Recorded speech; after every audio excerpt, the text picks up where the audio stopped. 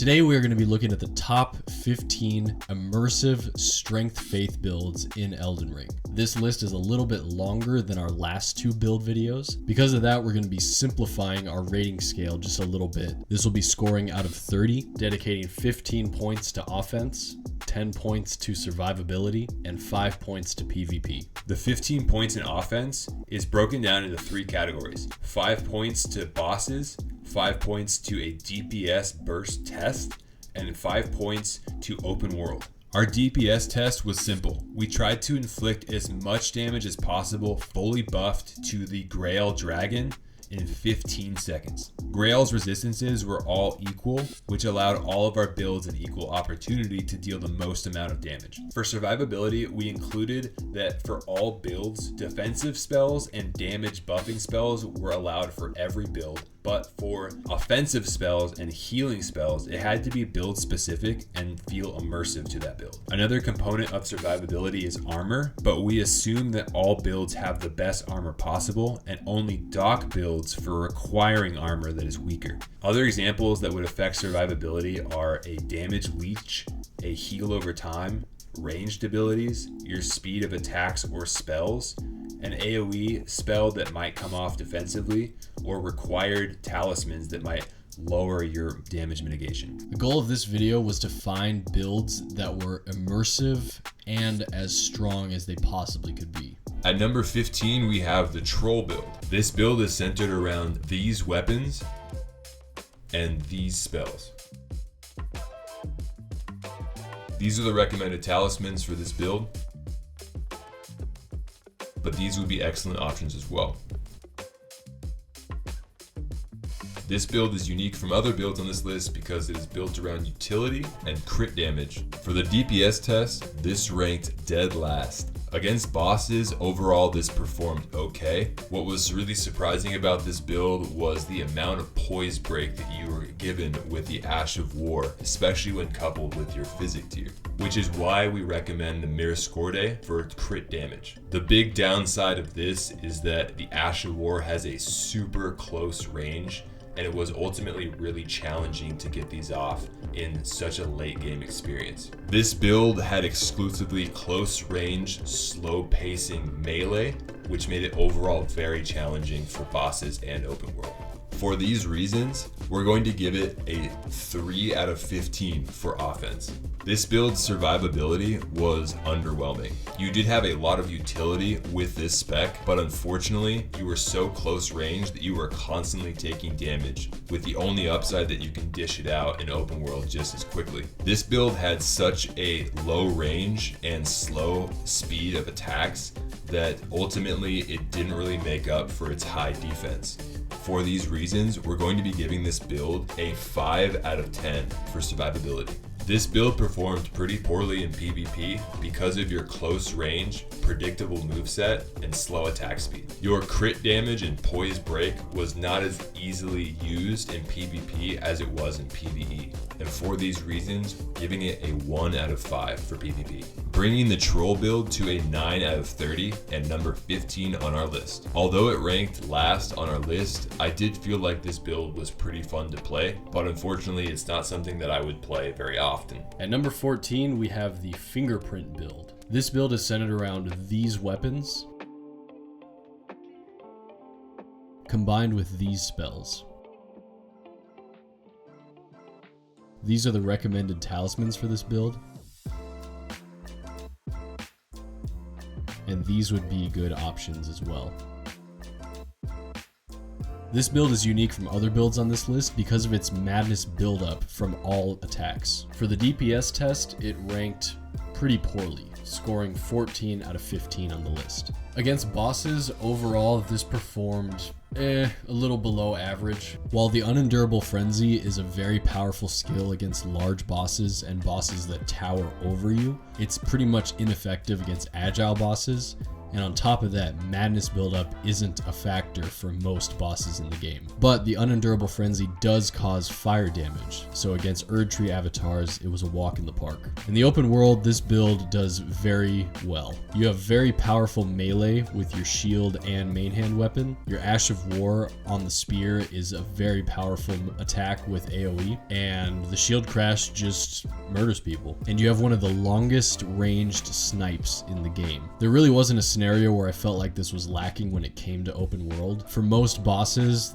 this build was pretty lacking. And for those reasons, we're going to give it a 5.5 out of 15 for offense. For survivability, this build ended up being about average. While you do have a shield that provides some benefit to defense, you are locked into a weak helm. And on top of that, you're proccing madness when you're using madness spells. On top of causing damage to yourself, madness also locks you into an insane pose for a second, causing potentially even more damage. Lastly, there was also no heal over time for this build. So for those reasons, we're going to give this a 5 out of 10 for survivability. When it came to PvP, this did a little below average because you're mainly relying on your successive attacks, occasionally your sniper, and your Ash of War with your spear, unless you're really skilled with the shield crash and the inescapable frenzy. And for those reasons, we're going to give the Fingerprint Build a 2 out of 5 for PvP, bringing the total to a 12.5 out of 30. Even though this ranked second to last on our list, I found this build to be one of the more enjoyable ones that I tested out. The Ash of War on the spear is very satisfying to use when you can land it. It's just great. At number 13, we have the Fire Prelate build. This build is centered around these weapons and these spells. These are the recommended talismans for this build, but these would be excellent options as well. This build is centered around strike and fire damage. For the DPS test, it ranked number 8. Against bosses, this overall performed pretty well. The Ash of War on your candlestick did an incredible amount of damage, with the limitation is that you are fixed in place while using it. When it came to agile bosses, it was better to switch over to casting incantations. Overall, for open world, this build performed meh. The novelty to this build was really only used in specific bosses, which made open world feel a little stale. For these reasons, we gave the Fire Prelate build a 9 out of 15 for offense. This build's survivability was pretty poor. This build didn't really have any immersive heals. You didn't have a very large range, your speed of attacks were very slow and clunky, and there really wasn't anything else that would increase this build's survivability. For those reasons, we gave it a 4 out of 10. For PvP, this build performed poorly for the same reasons that the Troll build performed poorly. You have very slow attacks, poor range with the exception of your fire incantations, and the Ash of War is more of a detriment than a benefit in PvP combat. For those reasons, we're going to give this build a 1 out of 5 for PvP, bringing this build's total to a 14 out of 30. This build was really cool because of how immersive it felt. The Fire Prelate's armor is one of the best armor sets in the game, and so you didn't really have to sacrifice your survivability to wear your immersive armor like you did for other builds. At number 12, we have the Bernal build or the World Eater build. This build is centered around these weapons combined with these spells. These are the recommended talismans for this build. And these would be good options as well. This build is unique because it has a life leech factor built into a fire build. For the DPS test, it ranked pretty high, scoring 5 out of 15. However, the highest scaling damage from this build was from successive melee attacks and not from an Ash of War or spell. The Ash of War for this weapon is an AoE attack that deals fire damage and leech per enemy hit, making it extremely effective against large groups and basically pointless against single targets. For those reasons, it performed very poorly against most bosses and even more poorly against agile bosses, requiring us to stick mainly to successive attacks. That being said, the successive attacks with this weapon when scaled properly are very powerful. For open world, this weapon does extremely well. The Ash of War will keep your health topped off, and it can be used through walls. For those reasons, we are going to give the World Eater build a 9 out of 15. For survivability, this build is pretty much average. The only thing that sets it slightly above average is the leech on the Ash of War, and so for those reasons, we're going to give it a 6 out of 10. For PvP, this build is really bad. You have a hard time using your Ash of War without getting hit in any scenario. And on top of that, pretty much all of your moves are heavy hitters, but very slow, which is just not good for PvP. So for those reasons, we're gonna give it a 1 out of 5, bringing this build to a 16 out of 30. Overall, we did really enjoy this build aesthetically. It's got some of the coolest armor and most useful armor baked into the build, and it is very immersive for those reasons. However, it kind of just sucks. All right, it doesn't suck that bad. It just, comparatively to the other builds on the list, ranks pretty low. At number 11, we have the Godslayer Build. This build is centered around these weapons, combined with these spells. These are the recommended talismans for this build. This is a fire build that is built around dealing fire damage that also puts a damage over time on your enemy as well. For the DPS tests, the Godslayer build ranked surprisingly number 4. The reason why this was surprising is because it didn't translate over to how well this performed against most bosses. Don't I sound surprised? The damage of this weapon's Ash of War was extremely hard to use since it was a close range ability and a very slow windup, making it very difficult for you to get off the first and second wave of this Ash of War.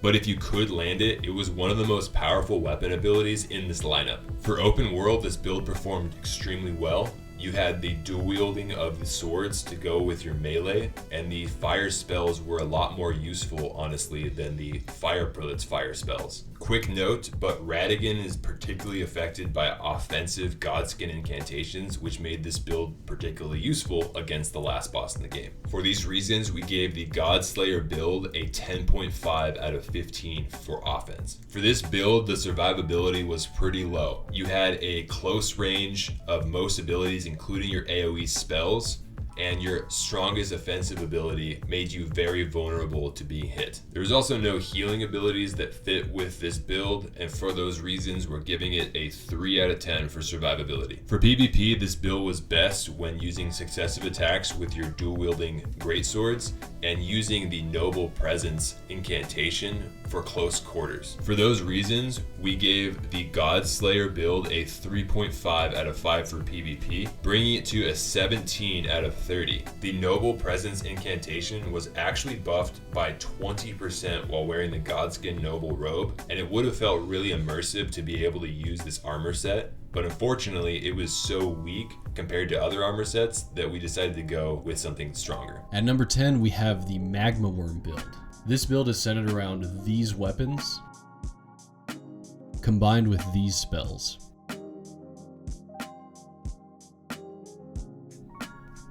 These are the recommended talismans for this build, and these would be good options as well. The main selling point for this build is you have access to pretty much every element in the game except for Madness. For the DPS test, it scored 11 out of 15 with roughly 10,850 points of damage. We tested this 3 different times using successive attacks, the Ash of War, and the Dragon spells, and ultimately found that the Ash of War caused the most damage per second when given a 15-second window. For bosses, overall this build did about average, maybe slightly above. It performs very well against most average bosses in the game. For agile bosses, it's kind of 50-50. If you can land your breaths, it's pretty effective. However, I had a really hard time fighting Maliketh with this build. For open world, the Magma Wyrm build is essentially a successive attacks build combined with occasional use of your Ash of War. The Dragon Breaths can be useful, but ultimately I didn't find myself using them that much, because they consume a whole bunch of your FP very quickly, and that's not very useful if you're running through gauntlets. Another downside of this build is although the swords are very powerful, they are slow moving because they're great swords. For those reasons, we give the Magma Wyrm build a 9.5 out of 15 for offense. For survivability, the Magma Wyrm build was placed just below average, mainly because all of your spells take a long time to cast and leave you in a very vulnerable position. We also didn't have any healing for this build, and the attacks are very slow with your melee. For those reasons, we're going to give it a 4 out of 10 for survivability. For PvP, the Magma Wyrm build is a powerhouse. The mix of dragon spells combined with your banger of an Ash of War keeps your foes on their toes. And for those reasons, we're going to give it a 4 out of 5 for PvP, bringing the total for the Magma Wyrm build to a 17.5 out of 30. Overall, this build was also one of my favorites to test out on this list. I personally really like to use a fire and ice strategy for most of my bosses, and this build was one of the few that allowed me to actually do that with a strength faith build. Also, the Magma Wyrm swords are hairy, which I guess is cool. At number 9, we have the Bubble Build. This build is centered around these weapons combined with these spells. These are the recommended talismans for this build. This build does require this piece of armor. Sorry. For the DPS test, it ranked number 3, dealing about 38,000 damage in 15 seconds. Against bosses, this build destroyed. Especially large bosses, the bigger the hitbox, the better. This build was able to wipe out anything in your way in seconds, with the exception of the many bosses that are resistant to holy damage. Unfortunately, for open world, this didn't perform very well. Your melee was just kind of boring, to be honest, and the bubble Ash of War wasn't super useful, surprisingly. When small enemies were very close to you, the bubbles would actually go over most of them, so it required you to use this Ash of War at a distance exclusively. For those reasons, we're giving it an 11 out of 15 for offense. The survivability of this build was lacking.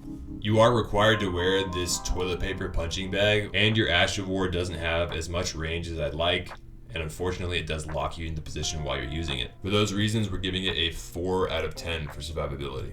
One of the spells that we gave this build was Elden Stars, which was extremely fun to use in tandem with your bubbles in PvP. And the Wrath of Gold spell was really cool to use in tight situations. The Ash of War for this weapon was also extremely FP efficient, but that was about everything that helped this build in PvP. And for those reasons, we're going to be giving the Bubble build a 3 out of 5 for PvP, bringing it to 18 out of 30. Up next, at number 8, we have the Tree Sentinel build. This build is centered around these weapons, combined with these spells. These are the recommended talismans for this build. For the DPS test, it did slightly worse than the Magma Wyrm, scoring at 12 out of 15. For overall bosses, this performed pretty underwhelmingly. For some bosses, you did have a spell reflect on the shield, but it was kind of maddening because sometimes it just flat out doesn't work. So in some sense, this shield also has madness buildup.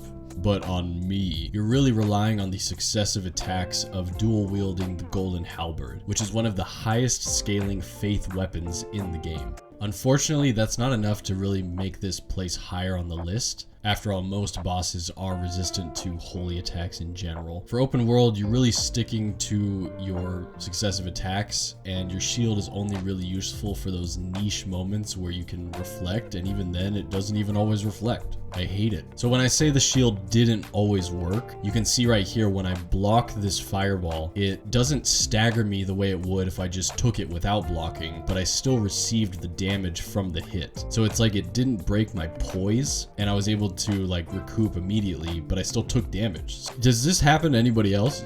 Like, I'm really confused because we can't tell if this is a bug or if this is just like a chance block. Let us know in the comments below, and also please be one of the first 1,000 subscribers to our channel, because if you didn't know, we're holding a surprise raffle when we hit 1,000 subscribers, and you can enter your name into that bucket by simply subscribing to our channel. A niche situation where the shield really came in handy was against the Draconic Tree Sentinel. I wasn't having any luck using my melee attacks, but when I started reflecting his fireballs back into him, I ended up just killing him really quickly. It was great. For those reasons, we're going to give the Tree Sentinel build a 5 out of 15 out of offense. For the Tree Sentinel build survivability, this scored above average because you have a shield, you have spell reflect, a healing spell, and reasonable range with your melee attacks. The only real downside that we could think of with this build is that holy damage is a big part of your damage output, and since most bosses are resistant to it, it just makes boss fights take a lot longer. For those reasons, we're gonna give it an 8.5 out of 10 for survivability. For PvP, this fucked shit up. This dish is best served dual wielding and leaving the shield at home, unless you need a dish. Using the Golden Halberd's successive attacks combined with constant aggressive melee pressure made the Tree Sentinel build a formidable opponent for most PvP scenarios. For those reasons, we gave it a 5 out of 5 for PvP, bringing the total for the Tree Sentinel build to an 18.5 out of 30. If you like basing builds off of specific characters in the game, this is one of the best builds to do that with. We all hate fighting Tree Sentinels, and if you can't beat them, join them. Or become them. At number 7, we have the Maliketh Build. This build is centered around these weapons, combined with these spells. These are the recommended talismans for this build.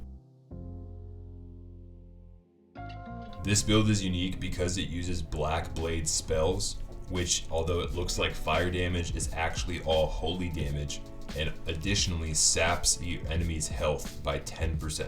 For the DPS test, it ranked number 2, dealing a staggering 45,000 damage in 15 seconds. The Ash of War for this was extremely useful, and the health sap against bosses was exponentially useful, as the higher the health pool of the boss, the more that percent would take up. For example, the Fire Giant has such a large health pool that 10% health sap goes a lot further with him than it would with other bosses with lower health. The Ash of War wasn't too challenging to get off, especially since you can use it preemptively as they're approaching, and on top of that, your Black Blade spell was extremely useful for range. Unfortunately, this build is all holy damage, which, as we discussed earlier, there's a lot of bosses with resistance to holy, but the upside to this weapon is that it can do slash and pierce damage. For open world, this build also did extremely well, as the AoE from this weapon just annihilates everything around you and can be used preemptively or in the middle of combat. For those reasons, we gave the Maliketh build a 10.5 out of 15 for offense. For survivability, this build was about average. It did have a nice heal over time, a ranged, an AoE, but ultimately it didn't have anything else unique that would increase its survivability beyond that. For those reasons, we gave it a 5 out of 10 for survivability. For PvP, this build was extremely useful. The Ash of War and these spells were very nice to get off. I usually would use the Ash of War, and then once somebody was trying to recover, I'd start casting the ranged spell. On top of that, the health sap is always useful, and the crouch poke ability that's ridiculously overpowered in PvP was always used with this build. For those reasons, we gave the Maliketh build a 4 out of 5 for PvP, bringing it to 19.5 out of 30. It's really satisfying to poke someone with your big black. Up next, we have the Mr. Beast build, who is similar to the real Mr. Beast, except instead of giving away money, this one just murders people. This build is centered around these weapons, combined with these spells. These are the recommended talismans for this build. For the damage per second test, this build did very well, scoring a 14,129 damage points in 15 seconds, using exclusively the Beast Claw Ash of War. Against bosses, overall did very well. You had ranged quick attacks and a heavy hitter with a combination of strike and slash melee damage. Although the various utility sounds great, the only real heavy hitter that does significant damage is the Ash of War. For open world, it was a similar situation. Although you have a lot of utility for different scenarios, ultimately I kind of just found myself using the Ash of War for almost everything. For those reasons, we're going to give it an 8 out of 15 for offense. For survivability, the Mr. Beast build performed very well. This is one of the few builds on the list that doesn't require a Scorpion Charm, allowing you to keep a lot of your damage negation. On top of that, you're not locked into any armor set, you have good range, and you have good speed of attacks. It also has a healing spell over time, and for those reasons, we're going to give it a 7 out of 10 for survivability. For PvP, this was one of the best builds on the list by far. The Beastial Sling is very good for alleviating pressure that your opponent may be placing on you. The Ash of War, again, is a killer. You also have the ability to toggle between your heavy-hitting mace and your quick-hitting dagger, which allows for multiple different styles of melee attack. Not to mention that the knife also buffs bestial incantations, and for those reasons, we're going to give it a 5 out of 5 for PvP, bringing the total to a whopping 20 out of 30. Personally, we felt like this build was one of the more complete builds on the list. The only thing that it was really lacking for it to be totally immersive is a full armor set to go with the incantations and weapons. At number 5, we have the Crucible Knight Tree. This build is centered around these weapons, combined with these spells. These are the recommended talismans for this build. This build is unique as it's more of a utility build. For the DPS test, it ranked number 13. For bosses, your heaviest hitting ability was the Ash of War on your weapon, which was really nice because it was powerful and had a really long range to it. But on top of that, you had a lot of utility. You mostly used your holy damage, but you also had fire damage and poise breaking physical damage and a shield block for mitigation. For those reasons, the average boss wasn't too much of a challenge, but for your tougher bosses, agile bosses, and large bosses, you tend to struggle. For those reasons, we're giving the Crucible Knight Tree a 7.5 out of 15 for offense. For survivability, this build really thrived. The combination of different types of utility spells, offensively and defensively, giving you a shield and a ranged ability, allowed you to be set for almost any situation in the game. For those reasons, we give it a 9 out of 10 for survivability. For PvP, the Crucible Knight Tree build was very awesome. The aspect of Crucible Breath was extremely useful in tight situations if you're able to get them trapped, and the Shield Crash was extremely useful for melee. For those reasons, we're giving the Crucible Knight Tree a 4 out of 5 in PvP, bringing it to 20.5 out of 30. At number 4, we have the Sacred Relic Sword build, or the Elden Beast build. This build is centered around these weapons, combined with these spells. These are the recommended talismans for this build.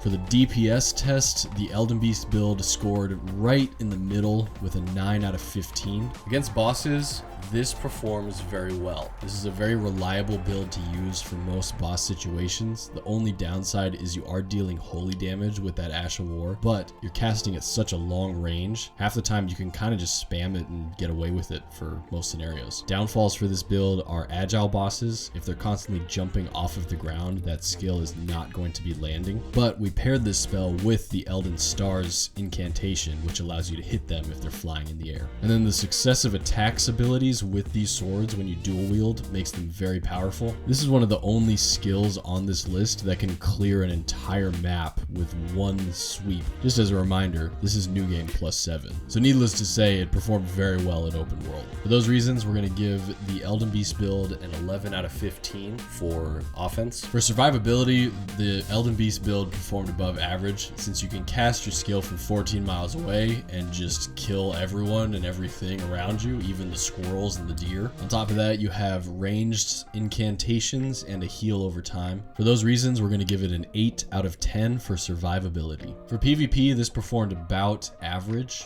The Ash of War is predictable, relatively easy to dodge. However, if you're also spamming your Elden Stars and casting the Ash of War, it makes it a little more challenging for your opponent. And for those reasons, we're going to give it a 3.5 out of 5 for PvP, bringing the total for the Elden Beast build to a 21.5 out of 30. This build is easily one of the best if you're just trying to farm runes out in the open world. However, it's probably the least immersive build on this list because you're basing it entirely off of of the Elden Beast's swords and one of his incantations, you don't really feel like you're the Elden Beast while playing. You feel like a guy who stole his sword. But then again, you do steal everything you use in this whole game. At number 3, we have the Ordovis build or Crucible Axe build. This build is centered around these weapons and these spells. These are the recommended talismans for this build.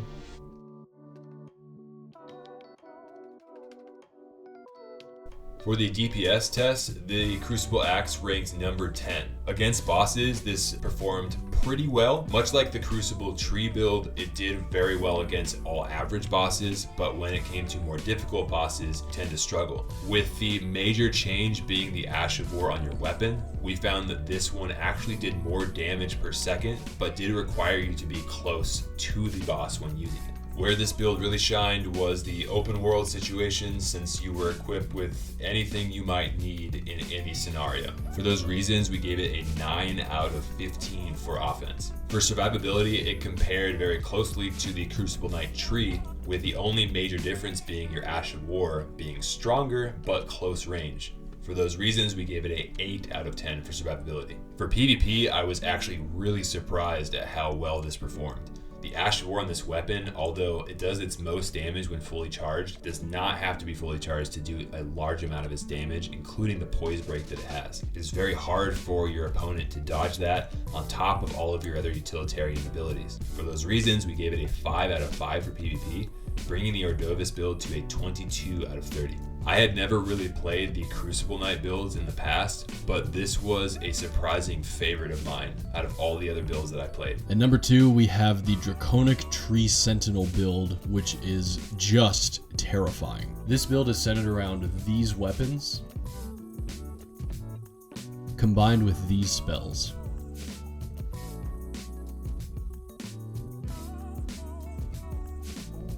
These are the recommended talismans for this build. This is one of the only builds on the list that actually uses lightning damage. When it comes to the DPS test, this build is absurd. This got a whopping 49,270 damage points in 15 seconds, placing it at number 1 on the list. Because of those damage points, obviously this build is one of my go-tos for bosses, but keep in mind, although it's extremely powerful, it can be a little difficult to land at times. For agile bosses, you actually can't really use it that well at all. Look at how he dodges it right here. Distance and damage of the spell comes from the ability to fully charge the spell. And if you can't use that spell, you're left to just using the Dragon Claw melee weapon and a couple of lightning spells that aren't super powerful. For open world, we don't use the Ancient Dragon Lightning too much, but rather we use the Fortisax Lightning Spear for an AoE attack, Lightning Spear for a semi-snipe, and melee for everything else in between. The Frozen Lightning Spear is another good lightning incantation. However, it doesn't do as much damage as Fortisax Lightning Spear, but it does cause frost buildup. For those reasons, we're going to give it a 10.5 out of 15 for offense. The Draconic Tree Sentinel has a wonderful shield. It has a heal over time spell, a lot of ranged incantations, and you also have Endure on your Ash of War for the Dragon Claw, which brings the survivability for the Draconic Tree Sentinel to a 9 out of 10. When it came to PvP, the Draconic Tree Sentinel was about average. We had a lot of success taking out our opponents with the Honed Bolt incantation, and for those reasons, we bumped it up to a 4 out of 5 for PvP, bringing the total for the Draconic Tree Sentinel to a 23.5 out of 30. Just a quick tip for this build: to maximize the Ancient Dragon Lightning, it is actually better to use the Contagious Fury Ash of War from the Jellyfish Shield and cast with the Erdtree Seal rather than implementing the Gravelstone Seal. The Gravelstone Seal only outperformed when your faith was below 60. At number 1, we have the Blasphemous Build. This build is centered around these weapons and these spells.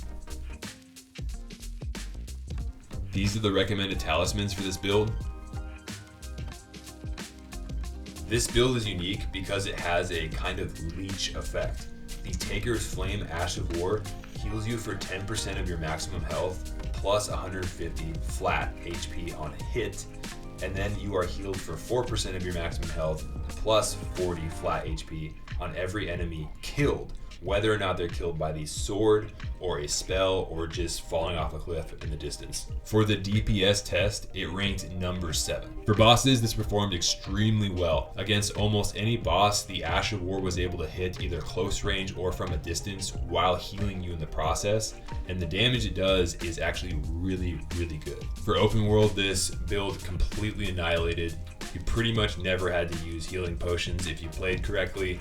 The Ash of War would wipe out groups at a time, which would heal for the damage and the kill, pretty much topping off your health bars with every encounter. For those reasons, we gave it a 13 out of 15 for offense. For survivability, this was, in our opinion, the best. We didn't even have a heal over time spell, but it really wasn't needed because of the consistent use of the Ash of War. Your Crimson Flasks were pretty much always stocked up, which made him very useful for more emergency situations. There was no emergency.